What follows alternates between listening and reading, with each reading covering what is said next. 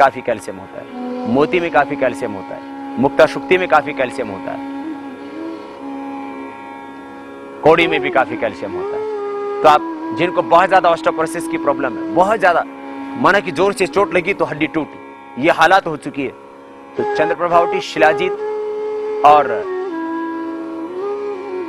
हल्दी के साथ साथ 10 ग्राम मुक्ता शुक्ति भस्म, 10 ग्राम कपर्दक भस्म, 10 ग्राम शंख भस्म, 5 ग्राम मोती पिष्टी,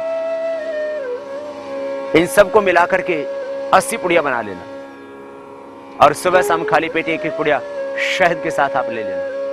बस ऑस्टियोपोरोसिस की प्रॉब्लम नहीं होगी। अब कुछ और बीमारियों के बारे में थोड़ा सा जिक्र करते हैं। जिनको प्लेटलेट्स की प्रॉब्लम है, वे गेहूं का जवारा लगभग 25 से 50 ग्राम और गिलोय लगभग 1 फीट, उसको लेकर के उसका रस निकालें, उसमें थोड़ा पानी डाल करके और निचोड़ लें। गेहूं का जवारे का रस 25 से 50 ग्राम और गिलोय की डंडी लगभग 1 फीट की, रस निकाल के पी लें। सुबह खाली पेट, नाश्ते से लगभग 2 घंटा पहले, और शाम को भी खाली पेट। ऐसा करने से एप्लास्टिक एनीमिया, और प्राणायाम साथ में करते रहना, कपालभाति, अनुलोम विलोम, ये पूरा प्राणायाम, 7 प्राणायामों का पैकेज तो करना ही।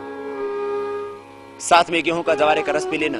यदि ताजा गिलोय ना मिले तो गिलोय का चूर्ण 1-1 चम्मच सुबह शाम 25 से 50 ग्राम गेहूं के जवारे के रस में मिला करके पी लेना। प्लेटलेट्स की प्रॉब्लम खत्म हो जाएगी। कान में दर्द हो जाता है तो सुदर्शन के पत्ते को लेकर के अग्नि पर ऐसे ही गैस पर थोड़ा उसको हल्का सा उसको उष्णता दे देना, सेक लेना।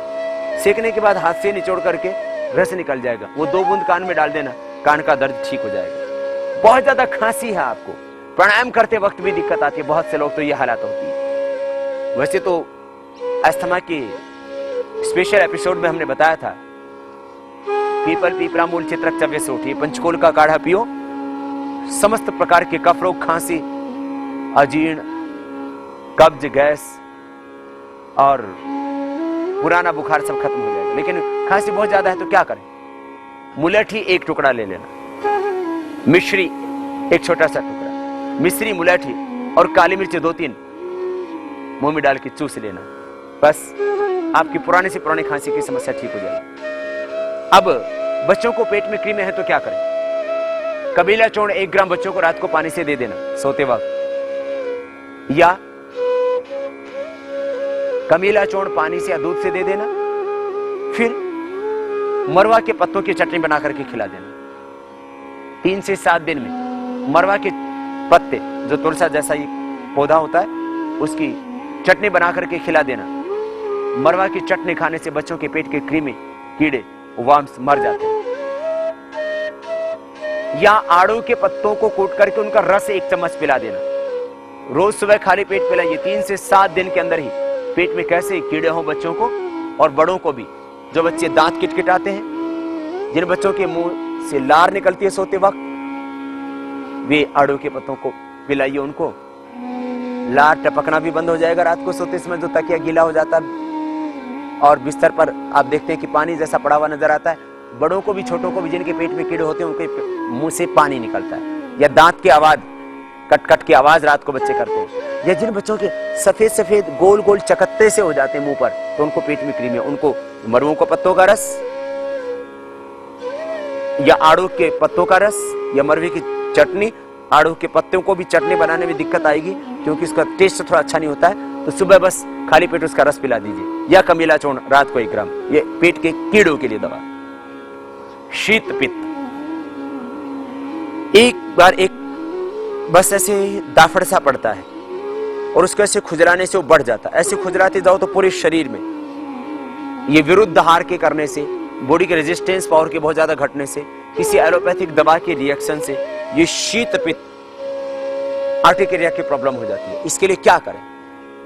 नारियल का तेल और उसके अंदर मिला दें आप कपूर। 50 ग्राम नारियल का तेल, कोकोनट ऑयल, उसमें 5 ग्राम आप कपूर मिला दें, देसी कपूर 5 ग्राम, नारियल का तेल 50 ग्राम, कपूर का बारीक पाउडर करके तेल में मिला दीजिए, उससे मालिश कर दीजिए।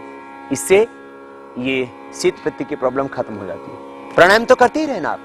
प्राणायाम निरंतर करने से कितने वर्ष पुराना हो, शीत पित्त का रोग, ये अर्टिकेरिया की प्रॉब्लम, ये ठीक हो जाएगी आप। फिर बहुत ज्यादा पुराना हो तो हरिद्राखंड 100 ग्राम, शीत पित्त भंजन रस 10 ग्राम, दोनों को मिलाकर के 2-2 ग्राम सुबह शाम पानी के साथ दे दें। यदि बहुत पुराना नहीं है, आपको अचानक हो गया शीत पित्त, 5 दाने काली मिर्च के, 2 चम्मच खांड, 2 चम्मच घी, ये देसी उपाय है, इससे एकदम ठीक हो जाता है शीत पित्त। 2 चम्मच घी, 2 चम्मच खांड बूरा और 5 काली मिर्च का पाउडर करके, खांड, घी और काली मिर्च, ये ऐसे ही खिला दीजिए बस। इसके तुरंत बाद पानी नहीं पीना 1-2 घंटे तक। ये शाम को 4-5 बजे या जब भी आपको शीत पित्त हो गया बस तुरंत ले लीजिए। इसके 1-2 घंटे बाद तक पानी मत पीना, बस इतना ध्यान रखना। कम से कम 1 घंटे बाद ही पानी पीना, बस ये शीत पित्त की प्रॉब्लम भी आपकी अच्छी हो जाएगी। यदि किसी को मस्से है तो क्या करें? मस्से और पैरों की कांस, ये प्राणायाम से अच्छी हो जाती है। फिर भी यदि किसी को मस्सा बहुत बड़ा है, आंख के मस्से पर दवा मत लगाना, बाकी कहीं पर भी मस्सा है उसके ऊपर दवा लगा लेना। खाने का चूना 10 ग्राम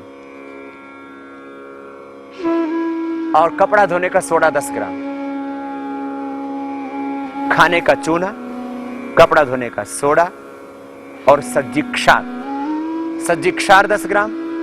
खाने का चूना जो है, जो अक्सर ये तंबाकू रगड़ने वाले बहुत खाते रहते हैं, खाने का चूना 10 ग्राम, सज्जी क्षार 10 ग्राम, कपड़ा धोने का सोडा 10 ग्राम, गैरू 10 ग्राम, सबको लेकर के एक जगह मिला लें और इसमें थोड़ा सा पानी डाल दें जिससे कि पेस्ट जैसा बन जाए और इसको शीशे में भर के रख लीजिए। ये लगभग 1 महीने तो खराब होती ही नहीं। थोड़ा सा पानी डाल के रखना बस, बहुत ज्यादा गीला नहीं करना। जैसे टूथपेस्ट होता है इस शेप में क्रीम टाइप बन जाएगा। अच्छी तरह से उसको मिलाकर के घोट के रख लीजिए किसी भी कांच के बर्तन में।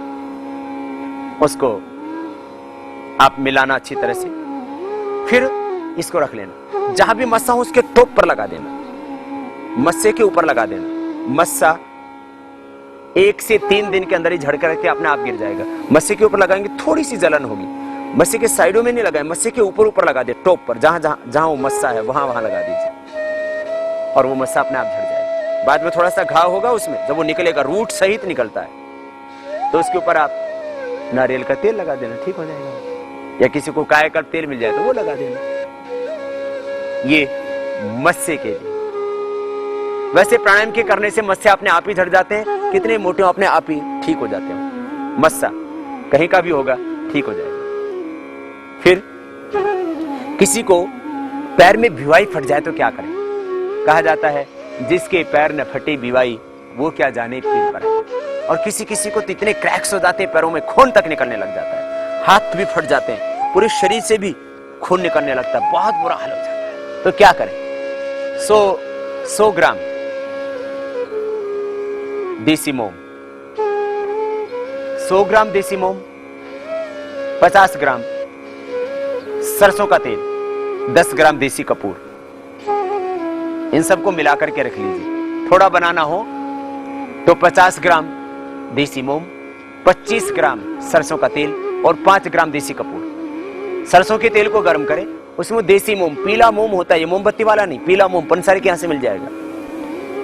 50 ग्राम देसी मोम, 25 ग्राम सरसों के तेल को गर्म करके उसमें डाल दीजिए, वो उसमें घुल जाएगा। और थोड़ा गर्म रहने पर ही गुनगुने के अंदर ही कपूर का बारीक पाउडर मिला दे, 5 ग्राम कपूर। और ये जहां भी भिवाई फटी हुई है, जहां भी क्रैक्स हैं, पूरी बॉडी में कहीं पर भी, सभी जगह की भिवाई क्रैक्स, इससे किसी को 1 दिन में, किसी को 3 ही दिन में खत्म हो जाता है। सर्दियों में बहुत लोगों को होता, अक्सर गर्मियों में भी किसी किसी को तो पूरे साल भर तक ये प्रॉब्लम रहती है। बस ये घरेलू उपचार करना, क्रैक की प्रॉब्लम रहेगी ही नहीं। आप गैंग्रीन की प्रॉब्लम डायबिटीज के पेशेंट्स को खास हो जाती है, क्या करें? कपालभाति, अनुलोम विलोम प्राणायाम। बहुत ज्यादा यदि गैंग्रीन की प्रॉब्लम हो चुकी है तो आधा घंटा कर दीजिए कपालभाति, आधा घंटा अनुलोम विलोम। डायबिटीज की कॉम्प्लिकेशन सारी खत्म होती है प्राणायाम से। आंखों की ज्योति बढ़ जाती है डायबिटीज के पेशेंट के लिए। नहीं तो डायबिटीज के कारण से 30% लोग पूरी दुनिया में जो अंधे वो डायबिटीज के कारण से, बहुत बुरा हाल है। डायबिटीज के पेशेंट जिनको गैंग्रीन की प्रॉब्लम हो गई है, वैसे भी किसी को हो गई है, कपालभाति, अनुलोम विलोम, ये प्राणायाम तो 15-15 मिनट करने हैं। श्वासों को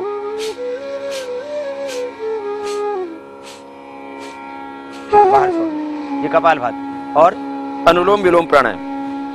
राइट नोस्ट्रल को बंद करके लेफ्ट से सांस लेना, राइट से छोड़ देना, ये राइट से लेना,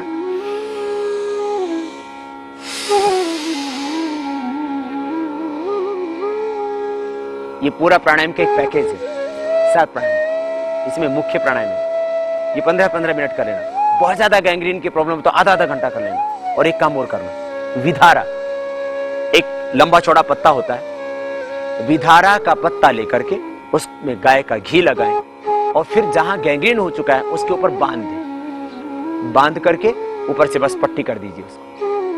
गैंग्रीन के लिए अद्भुत उपचार है। विधारा का पत्ता, गाय का घी लगा करके बांध देना, प्राणायाम करना। फिर बहुत ही ज्यादा गैंग्रीन की प्रॉब्लम हो तो कायाकल्प वटी 2-2 गोली खाली पेट दे देना। कैशोर गुग्गल 1-1 गोली खाने के बाद दे देना।